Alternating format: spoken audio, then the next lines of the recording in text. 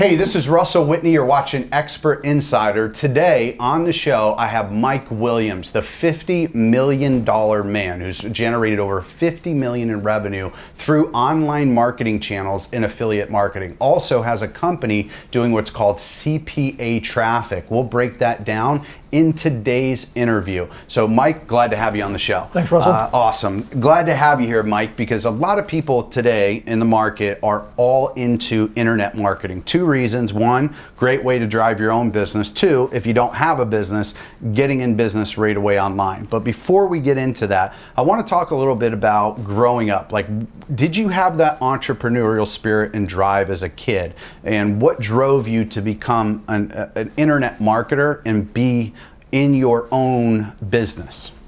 It's a great question. So I think I've always had the entrepreneurial spirit. I've always had ideas of products or services that I thought should exist.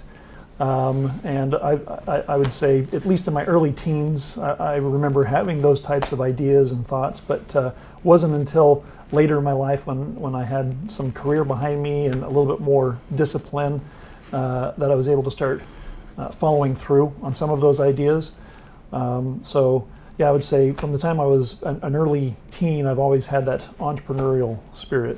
So do you remember any of your first entrepreneurial experience? Was it selling something? Was it just an idea that you implemented and started marketing? What was your first entrepreneurial experience? So my first big entrepreneurial experience was after a great career in the call center industry. I was the chief operating officer and managing director of Europe for a publicly traded company building call centers throughout the world for other companies.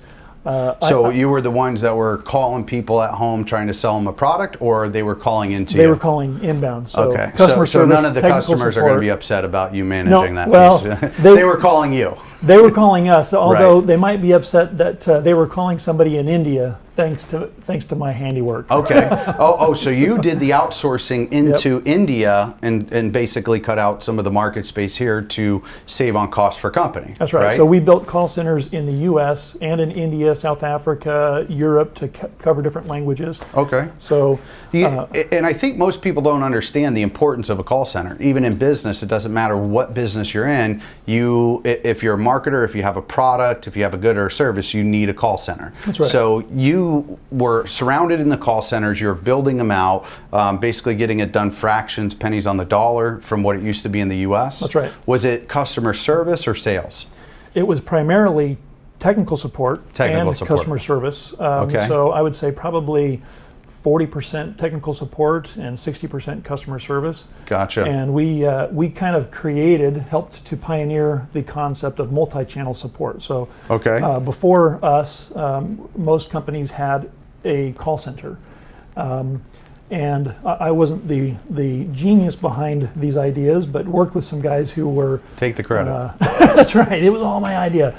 No, worked with some guys who had been in the industry for a long time, and they helped to pioneer the idea of frequently asked questions, self-help sites, email support, chat support, basically taking your support channel and giving people the opportunity to A, get their own answers, and B, get answers in the channel that they prefer. Not everybody wants to be on the phone. Gotcha.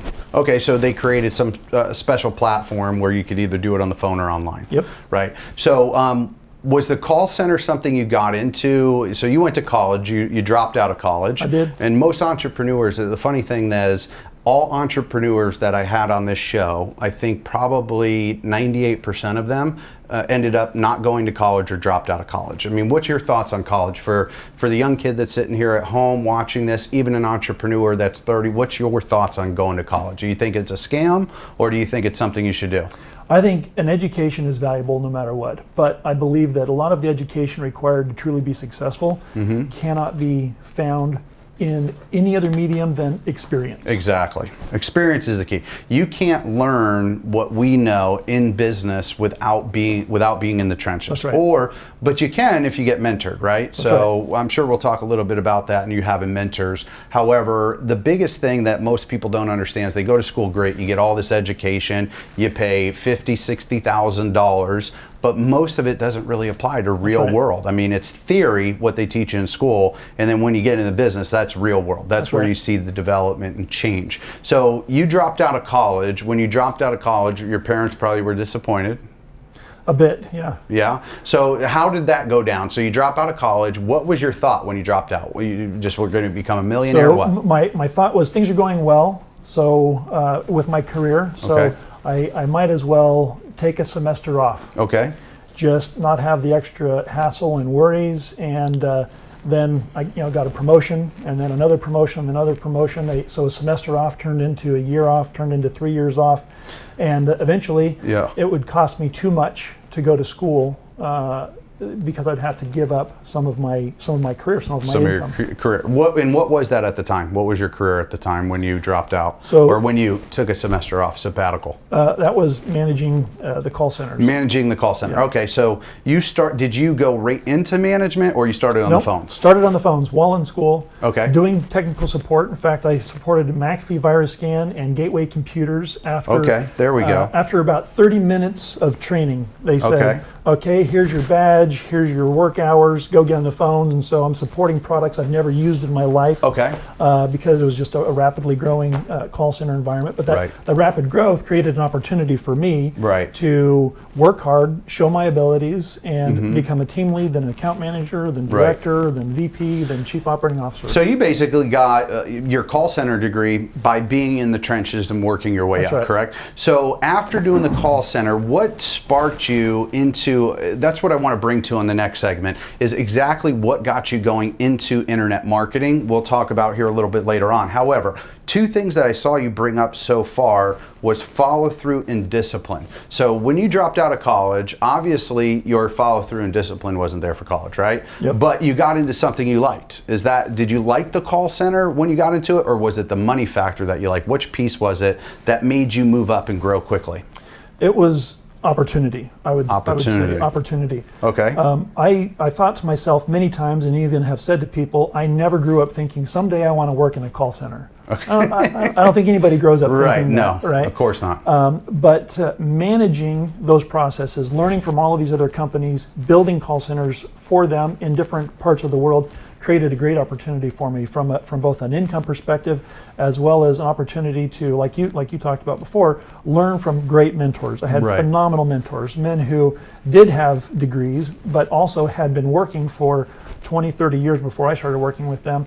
So they took me under their wing and taught me operations, finance, HR, IT, a lot of the components of any business. It doesn't matter what industry you're in, you need to know how to manage operations, you need to know how to manage finance, you need to know how to manage human resources, you need to know what technology you need and how to manage that. Okay. So concepts that were universally applicable. So that's a good thing for everybody that's sitting at home. If you're watching this right now, what Mike is saying, if you're working at a job, even though you don't like the job that you do, but it's paying you a paycheck right now and you need that income, if you're going to do it, be the best at it and start to learn the processes of what's going on.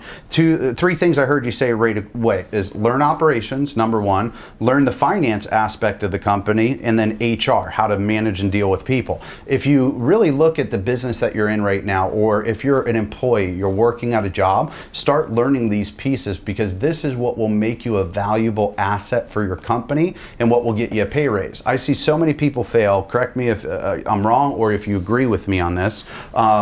A lot of people fail in business growing as far as an employee, getting to the next ladder, because instead of getting to know the bosses, managers, and those processes, they want to go commiserate with other people, right? Did you have a lot of that going on in the call floors? Oh, for sure.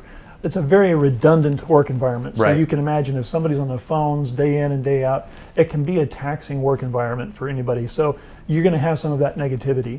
And one of the things that I would talk to new employees about is just, hey, I started right where you're at. Right. So if you like you say, if you roll up your sleeves, work hard, you can create opportunities for yourself. I love that. And that's exactly one piece where if you're an entrepreneur and you want to get great people to work with you, you need to get in the trenches. You need to do every part of the business. This is Russell Whitney. You're watching Expert Insider. On the next episode, I'm going to start talking a little bit more with Mike on CPA traffic, getting the right mentor, follow through, and dedicated to your business. I'll see you on the next episode.